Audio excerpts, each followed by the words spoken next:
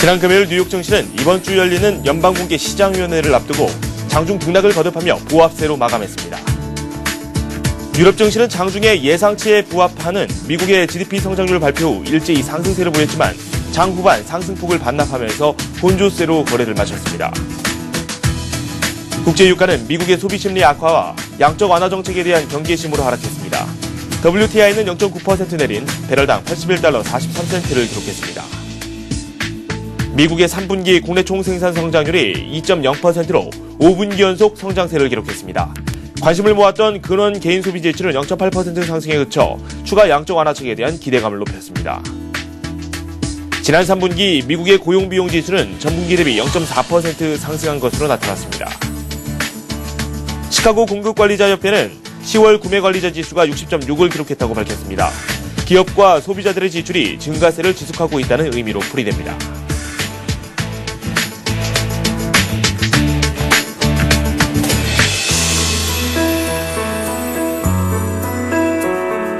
여러분 안녕하십니까. 굿모닝 센 증시의 김종석입니다. 지난 금요일 우리 증시가 강보기 하락세를 기록했습니다. 1900선 아래로 쭉 내려오는 모습을 보여줬고요. 외국인 투자자들이 관망 심리를 보이면서 시장에 좀 부정적인 영향으로 작용을 했습니다.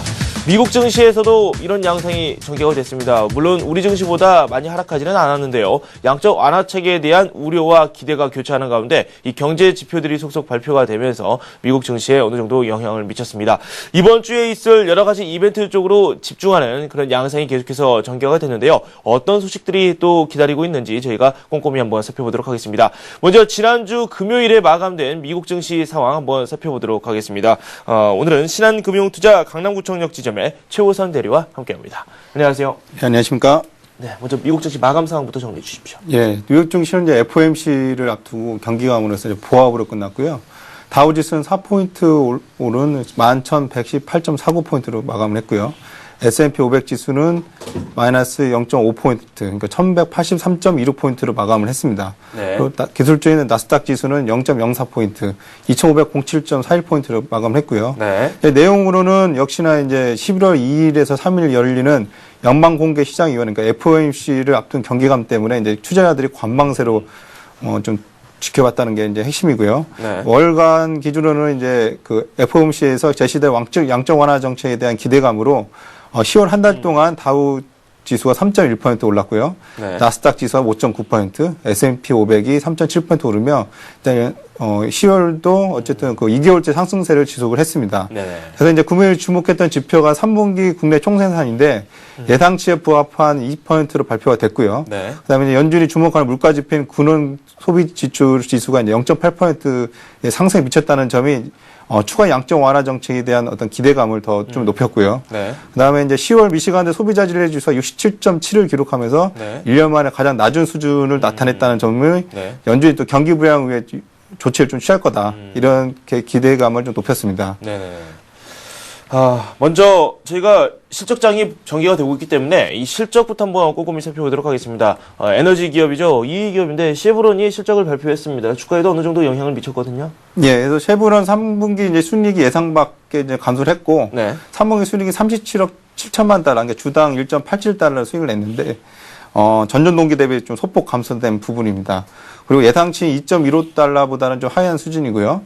내용으로는 원유 유출 사고로 인한 연안 시추 금지가 영향을 줬다. 그래서 셰브론 시장 실망해서 에너지주가 약세를 주도를 했고요. 네. 그래서 셰브론이 1.19% 하락을 했고, 반면에 이제 그 알코아는 3.87% 올랐고, 네. 인텔은 1.1% 좀 하락했고요. 네. IBM은 1.92% 올랐고, 네. 반면에 이제 실적을 좋게 발표한 마이크로소프트는 1.46% 올라서, 네. 네. 일단 에너지주는 약했지만은 뭐 부분별로 기술주도 좀 올랐다 이렇게 보시면 될 것 같습니다. 네. 기타 또 자세한 상황 더 살펴보도록 하겠습니다. 미국의 3분기 GDP가 발표가 됐습니다. 시장이 예상했던 그 수치에 부합하는 그 결과가 나왔습니다. 2.0% 성장률을 기록했다라고 발표를 했는데. 구체적으로 내용 좀 살펴보죠. 네, 그래서 일반 예상치는 이제 2%로 예상이 됐는데 발표도 이제 2%에서 뭐 기대가 예상대로 나와가지고 큰 영향이 있지는 않았지만 뭐 안도감을 줬다 이렇게 보시면 될 것 같고요. 네. 2분기에 이제 연 1.7% 비해서는 높은 수치나 수치상 뭐 크게 늘어난 부분이 아니기 때문에 네. 이번 선거에도 연관이 되고 있는 실업률을 끌어낼 정도 아니라서 미국 경제는 완만한 성장을 하고 있다 이렇게 보시면 될 것 같고요. 네. 그래프를 보고 좀 말씀을 드리면 리얼 GDP 그로스에서 실제 경제 성장률의 변화를 보시면 되는데 네. 그 미국 이 그래프는 막대 그래프가 이제 그 분기별이고 이제 그 빨간색 선이 저기 연도별 증가율입니다. 네네. 보시게 되면 연도별 증가율은 뭐 최근에 상승하고 있고 막 그 막대 그래프는 낮은 수준에 이루어지기 때문에 추세는 상승해서 좀 횡보하고 있다. 그러니까 네. 경기 회복 속도는 좀 완만하게 이루어졌다 이렇게 보시면 될 것 같습니다. 네. 그리고 그 다음에 발표된 지표가 이제 GDP 프라이스 인덱스라고 GDP 디플레이터라 지표인데 이 지표는 일단 경제 내 전반적인 물가 수준 변화를 나타내는데요. 그 그래프를 보고 좀 말씀을 드리겠습니다. 네네. 그래서 예상은 그 2.0으로 나왔는데 실제로는 2.3으로 나왔습니다. 그래서 막대 그래프를 보시게 되면 분기별로는 그 3분기 연속 올라가는 걸 보시면 되고 네네. 연도별로도 올라가고 있기 때문에 일단 미국의 물가는 일단은 올라가고 있다. 그래서 완만하지만 일단은 좀 긍정적이다. 이렇게 GDP 프라이스를 볼 수가 있습니다. 네. 경기 회복세가 이어지고 있지만 그 힘은 조금 완만하게 나오고 있다라고 설명을 해 주셨고요. 그런데 루비니 교수, 계속해서 미국 경제에 대해서 부정적인 입장은 변하지 않았어요. 그래서 루미니 교수는 이제 대표적인 네. 비관론자인데요. 실제로 지금 경제 지표가 GDP 성장률이 1분기, 2분기, 3분기 추세를 보게 되면 네네. 루미니 교수가 이제 마이너스 성장률 4분기에 나올 수 있다 얘기를 했거든요. 근데 추세로 봐서는 좀 어렵지 않나 이렇게 보고 있습니다. 네.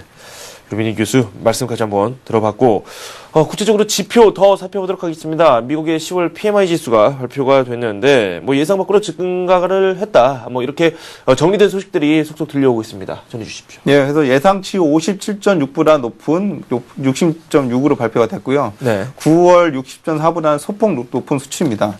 그래서 이제 추세를 보는 게 가장 중요한데 그래프를 보고 좀 말씀을 드리면 ISM 시카고 제조업지수 보시게 되면 최근 막대 그래프를 보시면 2분기, 3분기는 일단은 1분기보다는 좀 높은 수준에서 이루어지고 있고 네.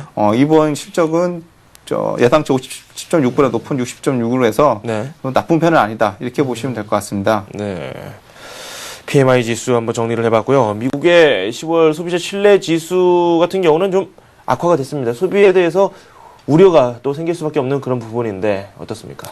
그래서 이제 미국 경제의 가장 고민점은 실업률과 이제 소비 심리가 높아지지 않는다. 그러니까 그렇죠. 이 관망세가 아직 그 방향성을 갖지 않았다는 점인데요. 네네. 일단 예상치는 68로 나왔는데 소폭 낮은 67.7로 나왔습니다. 네. 그래서 전월 68.2보다 좀 낮은 수준이며 1년 내 좀 가장 낮은 수준입니다. 그래서 그래프를 좀 보고 말씀드리면 4개월 동안 그래프가 이게 그 평균적으로 움직이기 때문에 낮은 네. 수준에서 네. 미국 소비자들은 아직 소비에 대해서 좀 결정을 내리지 않고 있다. 네. 그게 이제 뭐 이번에 나오는 FOMC 결과도 기대하고 있는 건데 네. 그런 점이 해결이 돼야지 어쨌든 미국은 본격적으로 소비가 되면서 회복 신호로 시장이 바랄 수 있는데 아직 관망하고 있다고 보시면 될 것 같고요. 네. 그래서 이날은 지표가 많이 발표가 됐는데 종합적으로 말씀드리면 3분기 GDP 성장률에서 알 수 있듯이 미국 경제가 완만하게 성장하고 있다. 이 점은 확인됐으나 네. 성장 속도가 이제 실업률을 줄이거나 소비 심리를 높이기에는 좀 역부족이다. 네. 그래서 더욱더 이번 11월 2일, 3일에 주목되는 FOMC 추가 양적 완화 정책에 대해서 시장이 필요를 하고 있고 많은 기대를 하고 있다. 이렇게 네. 보시면 될 것 같습니다. 네, 그렇군요. 양쪽 완화책에 대한 기대감은 커지고 있는데 과연 그 규모가 어떻게 될지 이번 주를 좀 주목을 많이 해야 될 것 같습니다. 11월 2일에서 3일 사이에 열린다고 앞에서도 한번 언급을 해 주셨죠. 이번에는 유럽 쪽 상황도 한번 짚어보도록 하겠습니다. 유럽 증시 마감 상황 전달해 주십시오. 예, 유럽도 일단은 미국의 좀 시각이 초점이 주목되고 있고요. 핵심은 역시나 뭐 FOMC 결과에 따라서 양적 완화 정책이 어떤 식으로 발표가 되고 어떻게 추진될 것이냐가 이게 관건인데 네. 그래서 그래서 전반적으로 보게 되면 영국 FTSE 지수가 0.05% 그러니까 약보합으로 끝났는데 2.73포인트 빠진 5,675.16포인트로 마감을 했고요. 네네. 독일 닥스 지수는 6포인트 오른 6,601.37포인트로 마감을 했습니다. 네. 그리고 프랑스 CAC 지수는 1.34포인트 빠진 3,833.50으로 마감을 해서 네. 전반적으로는 일단 약보합으로 이제 끝났다고 보시면 될 것 같고요. 종목으로 좀 말씀을 드리면 자원개발주가 대체적으로 좀 내림세를 보였는데 네네. 엑스트라타가 이제 3.1%, 니온티노가 1.3% 하락을 했고요. 반면에 유틸리티주는 좀 올랐습니다. 그래서 네. GD 수혜주가 1.52% 올랐고 네. 알트렉디스트 프랑스가 0.37% 올랐습니다. 네. 상품 시장도 한번 살펴보도록 하죠. 이 국제 유가는 좀 하락을 했는데 금값은 오히려 상승을 했습니다. 정리 좀 부탁드릴까요? 예, 그래서 양적 완화 정책이라는 거는 일단은 돈을 많이 푼다는 얘기 때문에 네. 최근에 이제 약달러로 돌아서면서 금값이 좀 올랐고요. 결과적으로는 유가는 좀 소폭 내렸습니다. 그래서 좀 말씀을 드리면 3분기 미국 경제 성장률 10월 소비자 신뢰 지수가 실망스럽게 좀 발표가 돼서 네. 미국 연방준비 이사회 유동성 살포가 좀 기대가 좀 강화가 됐는데 네.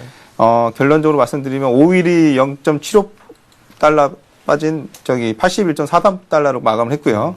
골드는 이제 14.4달러 오는 1358.1달러로 마감을 했습니다. 그리고 달러 인덱스는 0.27 하락한 77.04로 이제 끝났는데 네. 달러 인덱스를 기준으로 좀 말씀을 드리겠습니다. 그래서 네. 그래프를 보고 말씀을 드리면 제가 동그라미 친 데가 최근 한 3개월, 최근 그 10월 달 중에 이제 움직임 지표인데요. 네. 78달러에서 좀 횡보를 하고 있습니다. 그래서 네네. 여기서 이제 12월 2, 3일 날 기준으로 발표된 그 양적 완화 정책에 의해서 네. 양이 많게 되면 달러 인덱스가 추가 하락을 할 가능성이 높고 그렇게 되면은 이제 금 가격이 오르면서 유가도 오를 가능성도 있다. 네. 근데 유가가 오르려면 역시나 소비가 많이 돼야 하기 때문에 그렇죠.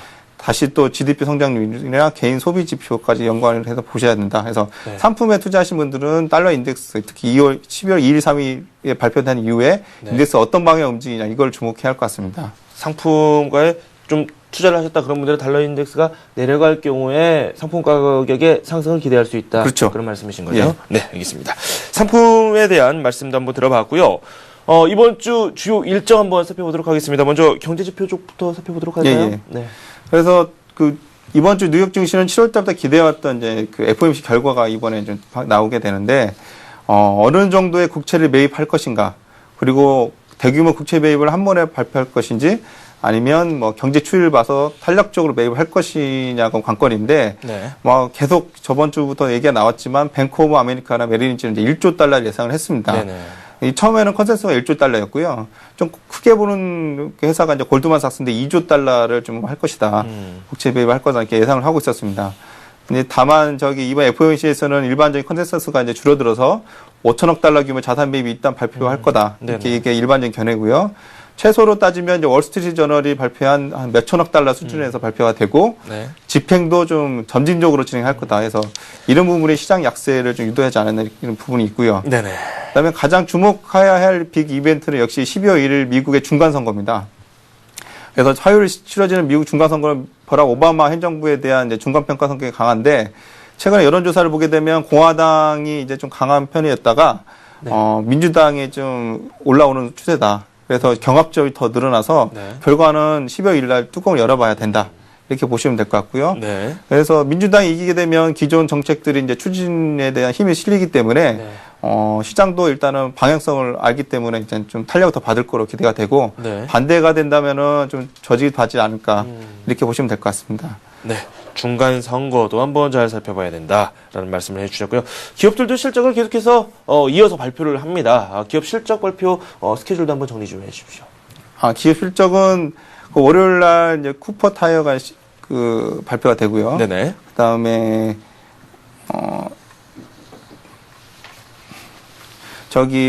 코닝과 휴메나가 발표가 됩니다. 네네. 그다음에 이제 12월 1일 날은 마스터카드, 화이자, BP, 일렉트로닉 아츠, 네. 하드포드 파이낸셜 발표가 되는데 네. 그 중에 이제 BP사가 참 멕시코만 석유 때문에 문제가 있었는데 네네. 전월치는 0.28인데 좀 올라서 1.51로 예상이 되고 있습니다. 그래서 네. 에너지주들 세분에 좀 약하게 나왔지만 네. 좀 기대할 만하다. 이렇게 보시면 될 것 같고 네. 마스터카드는 예상치가 주당 4.48달러인데 네. 3.54달러로 좀 기대보다 좀 높게 예상이 된다. 네. 이렇게 보시면 될 것 같습니다. 네. 그리고 수요일 날에는 타임워너, 퀄컴, 네. 홀푸드 마켓이 발표가 되고요. 10월 4일 날은 CBS, 스타벅스 발표가 될 걸로 예상이 되고 있습니다. 네, 알겠습니다. 이번 주에 있을 미국 시장에서 나올 실적들의 소식까지도 좀 정리를 해 주셨습니다. 지금까지 신한금융투자 강남구청역 지점의 최우선 대리와 함께했습니다. 고맙습니다. 네, 감사합니다.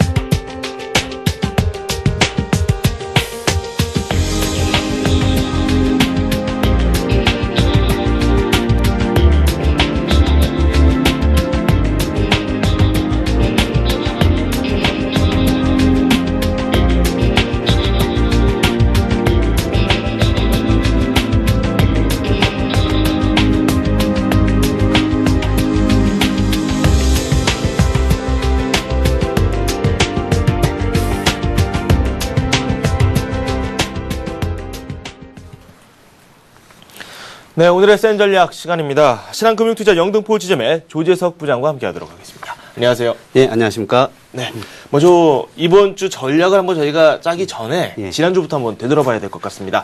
1900선이 무너졌고 이게 낙폭도 좀 깊게 나왔거든요. 예. 뭐 지지를 좀 해야 된다라는 선이었던 게 1890 정도였는데 뭐 이 선마저도 가뿐하게 좀 무너뜨리는 그런 모습도 나오기도 예. 했었고요. 시장 상황이 좋아지다가 갑자기 역전이 되는 그런 모습인데 좀 걱정이 되긴 하거든요. 어떻습니까? 그렇습니다. 뭐 지난주에는 1900선 안착이 무난할 것 같은 분위기가 네. 뭐 채 한 주를 넘기지 못하고 이번 주에 있을 그 대형 이벤트를 앞두고 경계감이 맞물리면서 네네. 이준에 최대폭을 하면서 지금 1880포인트대로 마감을 하면서 이렇게 했습니다. 네. 이렇게 지수가 조정을 받은 데는 이렇다 할 조정 없이 상승세를 지속한 데 따른 그런 가격 부담과 네. 그다음에 이제 3일에 있을 FOMC 정례 회의에서 그 추가적인 양적 완화 정책 규모 네. 이런 게 대한 그 부담감이 맞물리면서 이제는 지수 상승에 대한 기대감보다 아까 말씀한 것처럼 지수의 조정폭과 그런 기간에 대한 우려가 네. 지금 시장의 주요 관심사를 대두했어서 이번 주 초에도 역시 눈치 보기 장세가 좀 이어지면서 지수가 방향성이 없는 장세가 좀 지속이 될 수 있겠다 이렇게 말씀드릴 수 있겠습니다. 네. 뭐 한치 앞을 알 수 없다라는 표현이 어떻게 보면 정확하겠네요. 네. 미국 쪽에서 저희가 좀 여러 가지 상황들을 정리를 해봐야 될 것 같습니다. 11월 2일, 3일 상당히 관심이 쏠리는 그런 부분인데 예. 당장 뭐 이틀 앞으로 다가왔기 때문에 저희가 어떤 일들이 있을지 그 변수를 한번 정리해보는 것도 좋을 것 같아요. 예, 지금 2일에는 미국의 뭐 중간 선거가 있을 예정이고요. 그다음에 3일에는 이제 FOMC 정례 회의가 있습니다. 네. 그래서 3일에 이제 기준금리가 결정이 되고 추가적인 양적 완화 정책이 이제 발표가 되고요.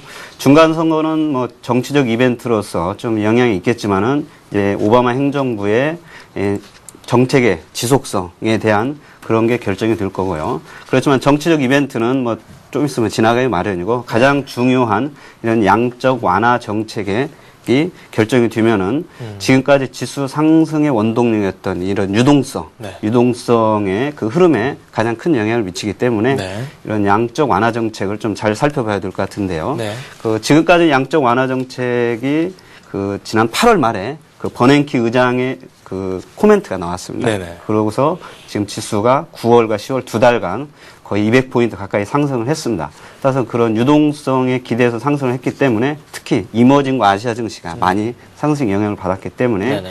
양적 완화 정책 규모가 이제 지수 상승의 속도에 영향을 미칠 수 있다 볼 수 있겠는데요. 네. 그 지난주까지 이제 그 G20 정상 그 재무회의 나오기 전까지는 약 1조 달러에서 2조 달러가 예상이 됐었는데 G20 재무장관 이후에는 지금 한 5천억에서 1조 달러가 예상이 되고 있습니다. 따라서 예상보다는 약간 규모도 좀 줄어들고 네. 그다음에 실시 방법도 1차 양적 완화 정책 때는 한 번에 많이 쓰는 그런 충격요법을 썼는데 네. 이번에는 좀 점진적으로 뭐 완만하게 그 경제 상황을 봐가면서 실시하겠다는 거기 때문에 네네. 아무래도 조금 그 아주 긍정적인 것보다는 약간 중립적인 그런 위치로 좀 봐야 될 것 같습니다. 증시에 미치는 영향에 대해서는 뭐 당장은 뭐라고 판단을 내리기가 어렵겠네요. 예. 네. 사실 뭐 근데 그 지수가 좀 많이 올라왔습니다. 지금 네. 두 달간 한 미국 다우지수가 한 11% 올라왔고 저희 증시도 지금 한 10% 넘게 올라왔기 때문에 네. 그런 양적 완화 정책에 대한 긍정적인 건 이미 주가에 어느 정도 좀 반영이 됐기 때문에 네. 실제 이게 발표가 됐을 때 지수에 미치는 영향이 그 기대감보다는 조금 더 오히려 적을 것도 이렇게 예상해 볼 수 있겠습니다. 네. 뭐 구체적으로 투자 전략은 저희가 잠시 후에 한번 더 살펴보도록 하고요. 예. 먼저 수급부터 저희가 천천히 살펴보도록 하겠습니다. 이 외국인들이 그래도 매수를 꾸준히 해오긴 했어요. 예. 뭐 적게나마 매수를 했었는데 지난 금요일 갑자기 매도로 돌아섰거든요. 예. 뭐 단 하루로 저희가 어떻게 성급하게 판단을 내리기도 상당히 어렵지만 그래도 우려스러운 부분은 마찬가지라서 그 예. 부분부터 한번 좀 살펴봐야 예. 될 것 같아요. 외국인들이 네. 지금 시장의 원동력인데요. 지난 금요일에 현선물과 동시 매도를 통해서 한 1조 원 넘게 매도를 해서 이제 시장의 우려감은 좀 있습니다. 그러나 그 지금 9월에는 한 4조 3천억 정도를 샀고요. 그다음에 네. 10월에는 4조 1,500억 정도 순매수를 해서 올해 10월까지 약 지금 16조 원 정도를 사고 있습니다. 네네. 참고로 보면 작년 2009년에는 지수 1000포인트에서 1700포인트까지 700포인트를 상승시키면서 네. 32조 원어치를 샀습니다. 네. 올해는 지금 지수 저점이 1540이고 고점이 1920포인트인데요. 네네. 약 400포인트 올리는데 16조 원 정도가 투입이 됐습니다. 예. 그래서 단순 계산상으로만 따지면은 작년 한 100포인트 올리는 데는 한 4조 4천억 정도가 소요됐고요. 네. 올해는 100포인트 올리는데 한 4조 1,500억 정도가 지금 네네. 들어가고 있습니다. 뭐 올해는 또 연기금도 좀 이렇게 같이 도와줬고요. 네. 따라서 그 금액 자체는 약간 줄어들고 있어서 그 향후에 그 유입되는 양은 조금 줄어들 수 있겠지만은 네네네네. 그래도 그 100포인트당 올리는데 그 외국인들의 영향력이 조금씩 더 줄어들고 있기 때문에 향후에도 외국인들의 영향력은 더 크기 때문에 그 외국인들의 그 지수에 미치는 영향력을 잘 체크를 하시면서 특히 네. 외국인들의 매도가 지속이 되는지 네. 지금 한 달에 한 4조 원 정도 샀기 때문에 역시 한 2, 3조 원 매도가 나오는지를 네. 좀 살펴봐야겠지만은 네. 현재로서는 그 미국의 그 양적 완화 정책을 하는 목적이 네. 그 미국의 국채 매입을 통한 장기 금리 하락 유도를 통해서 네. 투자 활성화를 하고 네. 또한 달러와 약세를 통해서 수출 증대를 통해서 제조업을 회복시키고 이와 더불어서 그 고용 증대라는 그런 경제 자생력 회복에 목표를 두고 있기 때문에 네. 급격한 그런 자금 이탈은 좀 낮을 것으로 보이고 있습니다. 쉽게 말해서 이번 주 역시 외국인 수급 한번 잘 살펴봐야 되겠네요. 예, 예. 네. 기관 쪽도 한번 살펴볼까 합니다. 투신권에 대해서 저희가 한 2주 동안 계속해서 이야기를 했었는데 예. 투신권에서는 계속해서 매물이 나오고 있습니다. 지수가 올라도 팔고 내려도 팔고 있는데 예. 뭐 이 부분은 저희가 어떻게 설명을 드려야 될까요? 예, 지금 기관들이 조금 그 제상으로는 사실 한 1900선 가면은 네네. 좀 환매가 좀 멈추고 오히려 자금이 좀 유입이 되지 않을까도 기대를 해봤었는데 네. 여전히 아직도 뭐 그 투신권 매도는 좀 지속이 되고 있습니다. 그래서 네. 아직까지는 그런 투신권 매도세가 그 1900선에서 한 2000선에 들어온 자금이 한 10조 원 정도 예상을 하고 있었는데 네. 지금 현재 그 지속적으로 환매가 되고 있습니다. 그래서 아직도 환매는 조금 더 지속이 되리라고 보여지고 있고요. 네.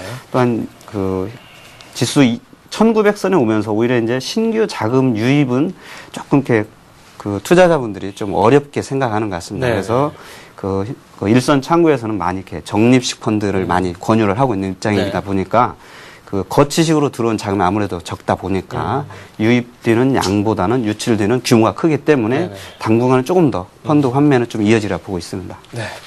기관 쪽 상황도 여의치 않고 외국인 상황은 단기적으로 일단은 상당히 좋지 않은 그런 모습입니다. 그렇기 때문에 이번 주장 한번 저희가 잘 살펴봐야 되겠죠. 그에 맞춘 투자 전략을 한번 저희가 세워보도록 하겠습니다. 어떻게 할까요? 예, 뭐 투자 전략 크게 변한 건 없습니다. 네. 지금 현재 외국인들이 사고 있고요. 외국인들은 막대한 돈으로 사는 것 같지만 실제로는 그 사는 와중에도 실적이 호전되는 업종 위주로 많이 사고 있습니다. 또한 그 외국 그 실적 발표도 3, 4분기 실적 발표를 보면은 자동차가 가장 좋았고요. 네. 또한 화학, 조선들이 그 다음으로 좋았고 4분기 실적 예상치도 좋습니다. 뭐 지금 건설이나 은행 쪽들은 3, 4분기가 조금 안 좋게 나왔고요. 또한 그 가장 일반인 투자자들의 관심이 높은 IT 업종을 살펴봐도 네. 삼성전자는 시장 예상치, 하이닉스는 시장 예상치보다는 조금 좋게 나왔지만 네. 향후의 전망에 대해서는 그 사장들이 말씀하시기를 특히 반도체 분야는 삼성전자는 내년 1, 4분기, 하이닉스는 내년 2, 4분기가 바닥이 되려고 4, 4분기는 좀 어려울 것 같다 이렇게 전망을 했습니다. 그래서 그 사장들이 이렇게 말을 하기 때문에 네. 역시 주식의 주가도 그와 좀 동조하리라고 보기 때문에 네네. IT 업종은 바이앤홀드보다는 트레이딩 관점이고 화학이나 자동차 이런 쪽들을 좀 우선순위에 두고서 매매를 하시는 게 좋을 것 같습니다. 네. 화학이나 조선 쪽에 우선순위를 두자라고 말씀을 해주셨는데 자동차도 예. 네. 자동차 쪽으로 저희가 좀 집중적으로 살펴보도록 할까요? 현대차는 약간 주가가 정체된 듯한 움직임을 보여주고 예. 있는데 기아차의 움직임은 뭐 가히 폭발적입니다. 예, 예. 네. 그 기아차가 이제 가장 많이 오르고 있는데요. 네네. 그 시장에서는 턴어라운드 그런 거를 좀 많이 이렇게 긍정적으로 평가를 하는 것 같습니다. 네. 현대차는 이제 시장의 주도주로서 그 네. 현대차 그룹에서 가장 우선순위였던 주식인데 기아자동차는 2008년도에는 영업 적자가 2조 원이 넘게 나면서 뭐 시장 일각에서는 그 재무 구조의 그런 네. 우려감까지 이렇게 우려를 했었는데 지금 현재 보면 실적의 그 턴어라운드가 가장 크게 나타나고 있기 때문에 네. 거기에 포인트를 맞춘 외국인들과 기관들의 매수가 이어지는 것 같습니다. 그래서 네. 내년 상반기까지는 여전히 기아차가 조금 더 우위가 두고 그 이후에는 이제 현대차가 조금 더 그 우선순위에 둬야 될 것 같습니다. 네. 히어로죠, 기아차. 최근장의 히어로인데 많은 분들이 잘 오르는 주식을 한 번씩 보면은 가담해보고 싶은 생각이 들어요. 예. 어떻게 생각하세요? 지금 그 우선순위에 두는 업종을 일단은 타겟으로 좀 보시는 게 좋을 것 같고요. 네네. 또한 11월은 10월보다는 상승세는 조금 둔화되리라고 보여지기 때문에 네. 추격 매수보다는 약간 조정식 매수 전략이 좀 유효할 것 같고요. 네. 뭐 그 제가 여러 번 말씀드렸지만 꼭 실적 발표 시즌 1월, 4월, 7월에 오르고 그 다음에는 조금 조정이 있었습니다. 그래서 네네. 이번에도 역시는 그런 같은 궤적을 좀 그리리라 보여지기 때문에 네. 11월은 이격 조정 시에 그런 자동차나 화학 이런 주도주들을 네. 이 편입할 수 있는 기회로 좀 활용하시면 좋을 것 같습니다. 네. 뭐 화학이나 조선 같은 경우는 이 원자재가 상승과 결부지어서 이 상승 모멘텀을 찾을 수 있는 건가요?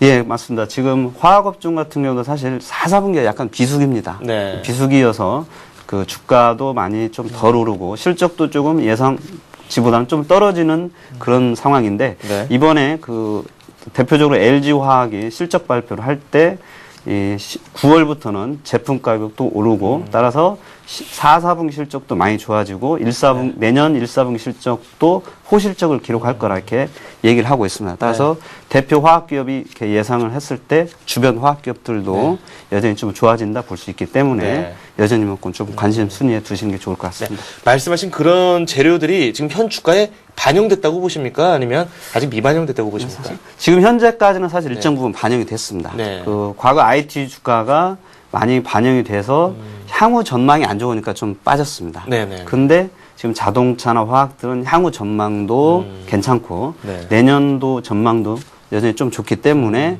다른 업종보다는 좀 우선 순위에 네. 두시는 게 좀 맞다 이렇게 말씀드릴 수 있겠습니다. 네. IT 전략은 뭐 항상 저희가 예. 질문을 드리고 있어요. 예. 그만큼 관심이 많으신 분들이 상당히 많거든요. 예. 너무 많이 하락하고 있거든요. 예, 맞습니다. 사실 뭐 IT 저도 관심도 많고요. 네네. 일반 투자자분들의 문의도 가장 많은 상황인데요.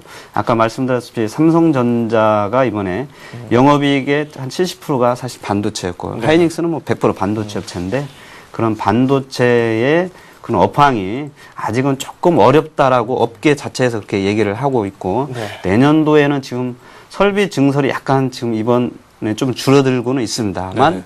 그 여전히 설비 증설을 많이 했기 때문에 내년에는 오히려 약간 공급 과잉에 대한 그런 우려도 시장에서는 아직 사라지지 않고 있는 형편이기 때문에 네. 이게 시간이 조금 약간 지나야 그런 불확실성이 조금 줄어든다 이렇게 네. 말씀드릴 수 있겠습니다.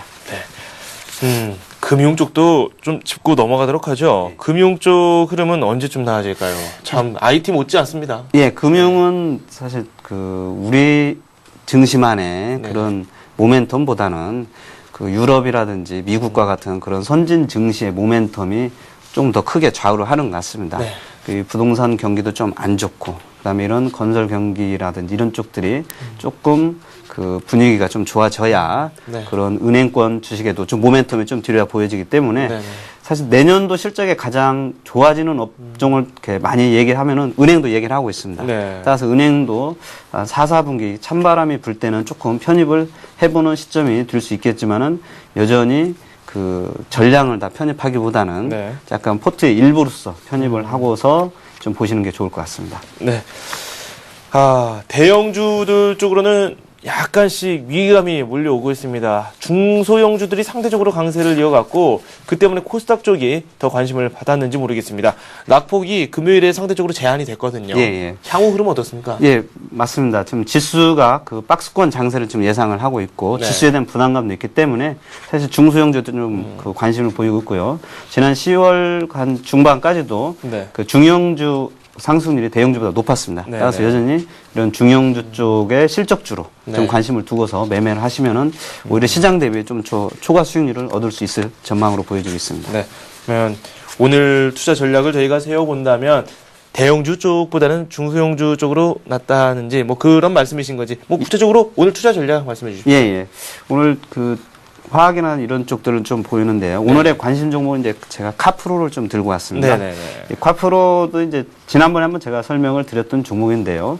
여전히 화학에서 턴어라운드, 기아차 같은 턴어라운드 종목입니다. 네. 과거에는 이 카프로가 카프로락탐이라는 나일론 원료를 만드는 회사입니다. 그래서 과거에는 나일론 수요가 감소를 했기 때문에 네. 몇 년째 적자를 기록하던 회사인데 이게 작년 이후로 중국과 인도 등의 시장에서 나일론 수요가 급증을 하면서 카프로락탐 가격이 한 4배 정도 오르면서 네. 실적이 굉장히 좋아지고 있고요. 네. 또한 효성과 코오릉이 대주주로 등극을 하면서 재무적 안정성도 굉장히 좋아졌습니다. 네네. 이 카프로락탐은 그 플라스틱과 또한 타이어 코드의 약 40%, 그다음에 섬유와 카펫의 약 50% 정도가 쓰이고 있는데요. 네네. 아까 말씀드렸다시피 그 중국과 인도의 수요가 급증을 하고 있고요. 특히 중국에서의 자동차 수요가 급증을 하면서 네. 수요가 굉장히 증가를 하고 있습니다. 네. 또한 최근에는 그 면화 가격의 급등으로 나일론 수요가 증가를 하고 있고요. 네. 또한 이상기후로 요즘 농산물 가격이 급등을 하면서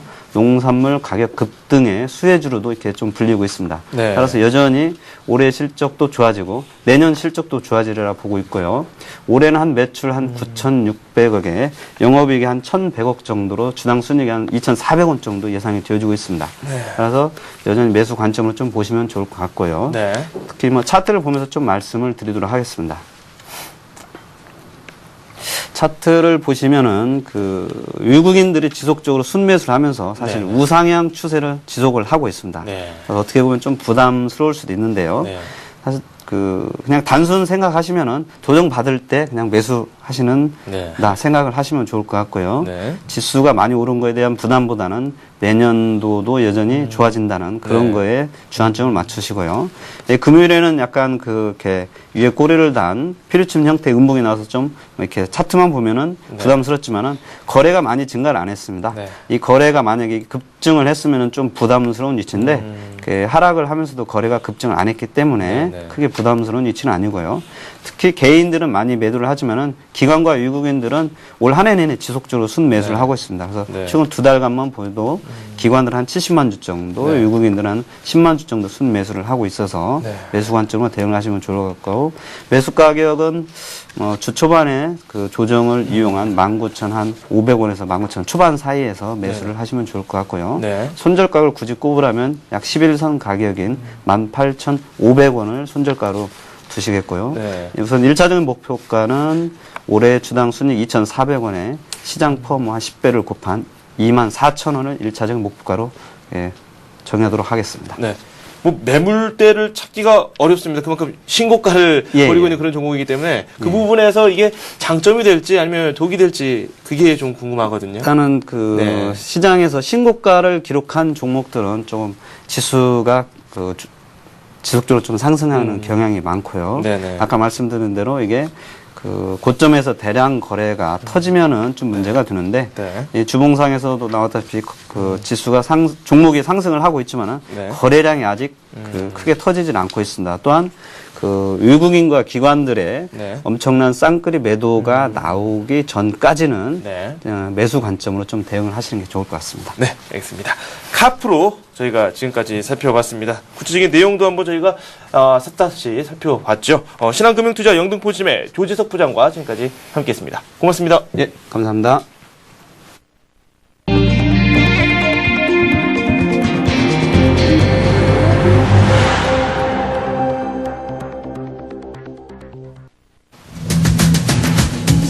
나흥찬 신한금융지주 회장이 이사회에서 자진 사퇴 의사를 밝혔습니다.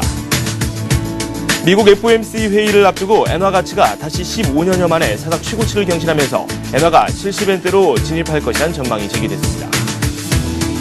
버락 오바마 미국 대통령이 G20 서울 정상회의 이전에 한미 자유무역협정 정부 간 협의를 종결할 것을 베트남을 방문한 힐러리 클린턴 미 국무장관을 통해 전달했습니다. 이건희 삼성그룹 회장은 조직 인사에 대해 21세기 세상이 빨리 바뀌는 만큼 판단도 빨라져야 하며 젊은 사람들이 적합하다고 밝혀 연말 그룹 인사에 어떠한 변화가 있을지 관심이 모아지고 있습니다. 국회는 오늘부터 대정부 질문에 돌입합니다. 내년도 예산안 심사를 앞두고 여당 내에서도 치열한 논쟁이 벌어지고 있는 감세철회 문제가 쟁점으로 부상할 것으로 보입니다. 네, 국내외 주요 경제 소식 한번 살펴보도록 하겠습니다. 서울경제신문의 이상훈 기자와 함께합니다. 안녕하세요. 안녕하십니까. 신한지주 사태에 대해서는 저희가 이슈 시간에 끊임없이 이야기를 했던 내용입니다. 랑찬 회장이 일단 사퇴 의사를 직접적으로 밝혔다고요. 네, 그렇습니다. 신상훈 이 신한지주 사장에 대한 이제 검찰 고발로 시작되니 신한 금융지주 사태가 이제 결국 2개월간의 진흙탕 싸움 끝에 이제 랑찬 회장 사퇴로 좀 가닥이 어느 정도는 정리가 되는 모습입니다. 네네. 이 지난주 토요일이죠. 이제 신한금융지주 이사회가 열렸는데요. 이 자리에서 이 랑찬 회장이 사퇴 의사를 밝혔고요. 이제 유시열 회장 직무대행이 앞으로 이제 임시로 이 직책을 맡게 됩니다.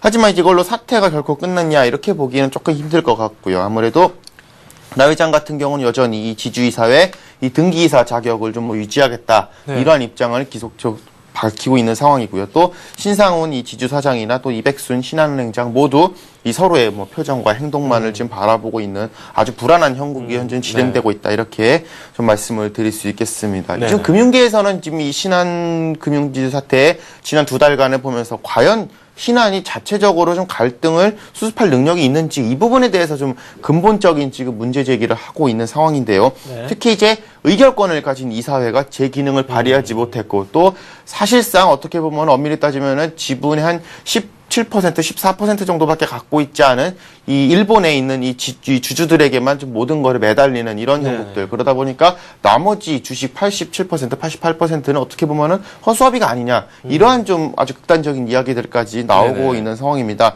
이런 상황 결국 앞으로 두고두고 이 신한금융지주 전반적인 이 지배구조에 좀 부담으로 작용하지 않겠냐. 이러한 네. 좀 관측들이 계속적으로 나오고 있고요. 또 네.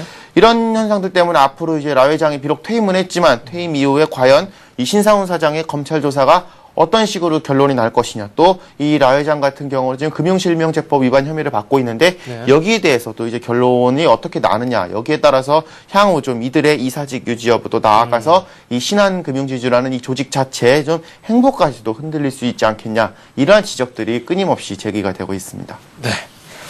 다음 소식 또 살펴보도록 하겠습니다. 미국에서 양적 완화 정책 그 규모가 얼마나 될 것인지에 대한 그런 논의도 벌어지고 있고 그에 대한 기대와 우려 때문에 각국 증시가 상승소했다 또 하락을 했다 이렇게 반복을 하고 있습니다. 환율 시장의 변동성도 커지고 있는데 일단 저희가 주목을 해야 될 부분이 바로 일본 시장이 아닌가라는 생각이 듭니다.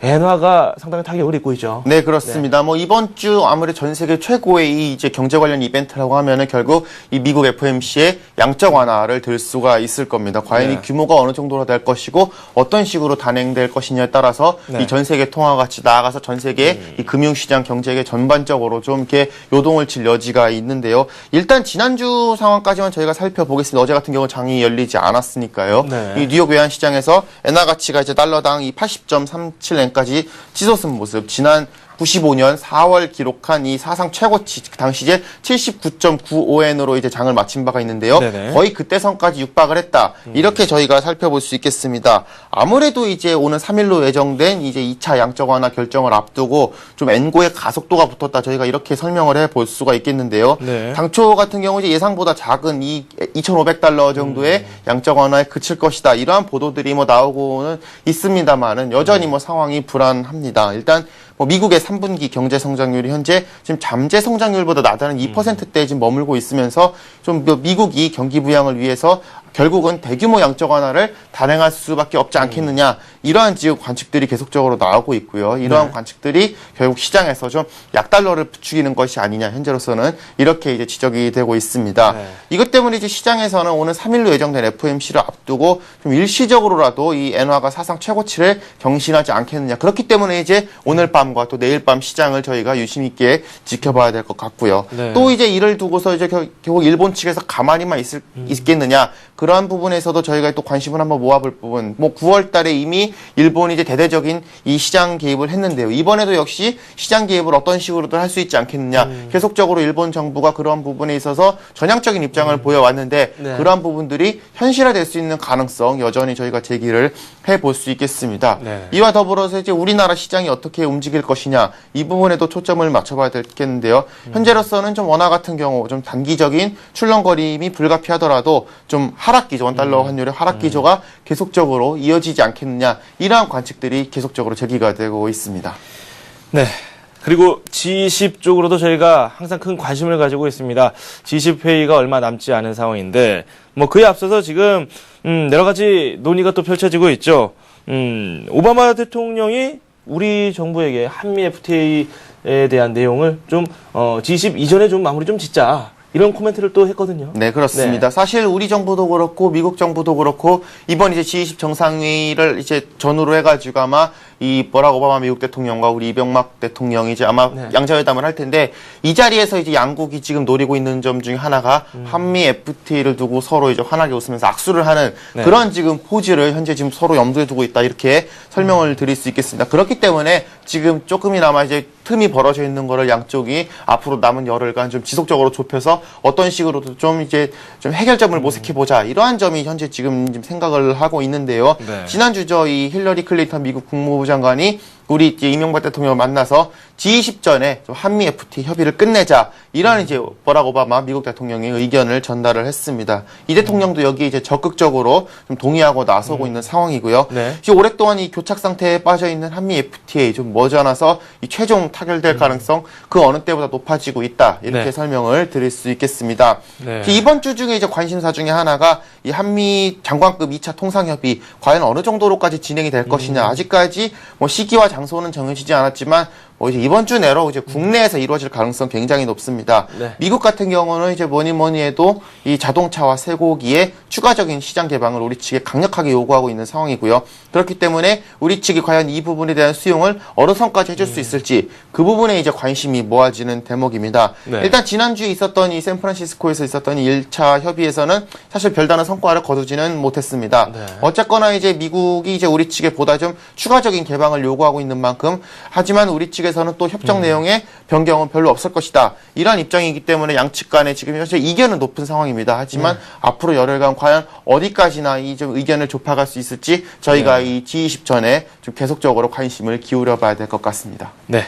G20이 또 시작이 되면은 이 부분도 상당히 중요할 텐데 또 중요한 부분이 G20에서 어떠한 내용들이 논의가 될지 그에 대한 부분이 아닐까라는 생각이 듭니다. 핵심 주제 어떤 것들이 있는지 정리를 좀 해주시고요. 이 예상되는 내용도 함께 설명 좀 해주십시오. 네, 그렇습니다. 이번 정상회의의 최대 화두로 떠오르는 것이 결국은 이 글로벌 임밸런스, 이른바 글로벌 불균형 완화 방안 아니겠습니까? 한번 네. 쉽게 말해서 다 같이 잘 살자 이런 이야기인데 다 같이 잘 살려면 어떻게 되냐? 무역 불균형을 완화해야 된다. 너무 한쪽이 적자를 보이면 안 되고 또 너무 한쪽이 흑자를 보이면 안 된다. 그러기 위해서는 좀 경상수지 이 적자나 흑자폭을 일정 수준 이내로 좀 좁혀야 되지 않겠느냐. 그렇기 위해서는 이 GDP 대비 경상수지 흑자를 한 적자나 흑자폭을 4% 이내로 맞추는 방안 좀 과연 실행될 수 있을지 계속적으로 관심이 모아지고 있는데요. 일단 뭐 우리 정부로서는 대단히 조심스러운 자세를 보이고 있습니다. 이명박 대통령이 지난주에 이제 기자회견을 가진 자리에서 이 G20 서울 정상회의에서 아마도 수치화된 구체적인 목표에 합의할 가능성은 높지가 않다라고 이야기를 했습니다. 이 말을 그대로 해석을 한다면은 4%로는 좀 어렵지 않겠느냐 이렇게 해석을 해볼 수 있겠는데요. 네. 하지만 또 한편으로서 보면은 정부가 그렇다면은 4%를 포기한 것이냐? 이렇게 보기에는 조금 무리가 있습니다. 현재로서는 포기했다기보다는 좀 의장국으로서 중립을 지키겠다 이런 좀 해석이 좀 가능할 것 같습니다. 어떻게 보면은 숫자를 계속적으로 언급을 할수록 좀 각국의 반발을 살 우려, 특히 또 미국의 편을 너무 드는 것이 아니냐 이런 우려들이 계속적으로 나오고 있고요. 네. 또 하나 만에 하나 합의가 실패를 할 경우 거기에 대한 이제 책임을 우리가 떠안아야 되는데 그러한 좀 부담도 일정 정도는 덜겠다 이러한 계산이 현재 이제 담겨져 있습니다. 현재 지금 각국들의 입장을 좀 살펴보면은 일단은 좀 긍정적인 점에 그래도 좀 무게가 실린다 이렇게 해석을 해볼 수 있겠습니다. 무엇보다도 이 전 세계 최대 무역 흑자국인 중국이 좀 잇따라 무역에 제시한 이 무역 불균형 해소 방안을 받아들이게 될 것이라는 입장. 표를 보시면 아시겠지만 지금 이제 2015년이 예상치인데요. 중국 같은 경우는 이 GDP 대비 무역 흑자가 7.8%에 이를 것이라는 전망이 나오고 있습니다. 하지만 중국 뭐 인민은행 내부에서도 계속적으로 일정 정도 경상수지를 좀 줄일 용의가 있다. 이런 식으로 밝히고 있는 만큼 네. 중국은 굉장히 전향적인 자세를 보이고 있습니다. 중국 다음으로 이제 경상수지가 높은 나라가 바로 독일인데요. 네. 독일 같은 경우는 굉장히 부정적입니다. 하지만 현재로서는 강한 구속력이 아닌 좀 가이드라인 수준으로 설득을 할 경우에 독일도 일정 정도 제안을 받아들일 수 있는 여지는 충분하지 않을까. 네. 현재로서는 이렇게 지금 이런 안이 좀 우세하다. 이렇게 저희가 해석을 해볼 수 있겠습니다. 네, 각국의 이해관계가 좀 첨예하게 얽혀 있습니다. 이 실타래를 어떻게 풀어나갈지 그 중심에 바로 우리나라가 있다. 뭐 이 점은 여러분도 잘 알고 계실 겁니다. 네. 이번에는 이건희 회장이 이 삼성그룹의 연말 인사에 대한 그런 좀 뭔가 뉘앙스를 풍기는 듯한 그런 발언을 했다고 합니다. 젊은 조직 그리고 또 젊은 리더십에 대한 말을 했다고 하는데 이번에 연말 정기 인사에서 뭔가 좀 변화가 있을 것이다. 이런 변화가 감지가 되고 있다고. 네, 그렇습니다. 과거 삼성그룹과는 조금은 다른 모습들이 보이고 있는데요. 이제 지난 30일입니다. 이건희 회장이 이제 김포공항을 통해서 입국하면서 기자들과 만났는데요. 이 자리에서 젊은 리더십을 네네. 강조를 했다고 합니다.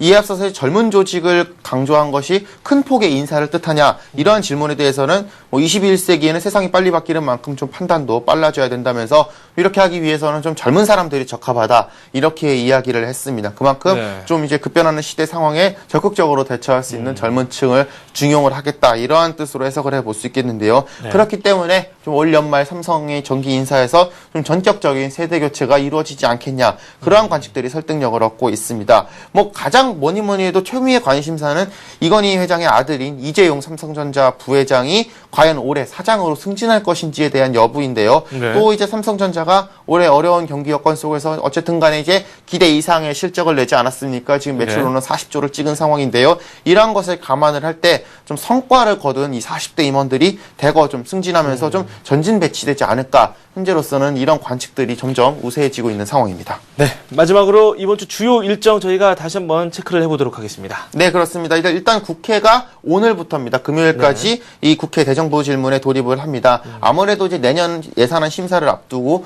여야 간 전초전 성격이기 때문에 그만큼 이제 큰 관심을 모으고 있고요. 아무래도 여당 내에서도 치열한 논쟁이 벌어지고 있는 감세철의 문제 이번에도 역시 쟁점으로 부상할 것으로 보입니다. 네네. 또 하나 이제 앞서 언급했던 이 한미 통상장관 2차 회동도 관심사인데요. 네. 이 G20 정상회의 전까지 언급됐던 이 FTA 협의를 마무리하기로 약속했던 만큼 좀 가시적인 성과가 나오지 않을 것인가 이렇게 예상이 되고 있고요. 네. 또 주요 경제 지표 중에서는 이제 오늘 이제 발표가 될 잠시 뒤에 발표가 될 텐데요. 네. 이 10월 소비자 물가 동향이 그만큼 또 관심사입니다. 네. 뭐니 해도 이 농수산물을 중심으로 워낙 물가 상승 압력이 거세고 있기 때문에 좀 고공행진의 성적표가 어떻게 나올지가 관심사고요. 네. 마지막으로 짚어볼 일정이 국세청이 이제 4일 발표하는 정기 세무조사 선정 방향.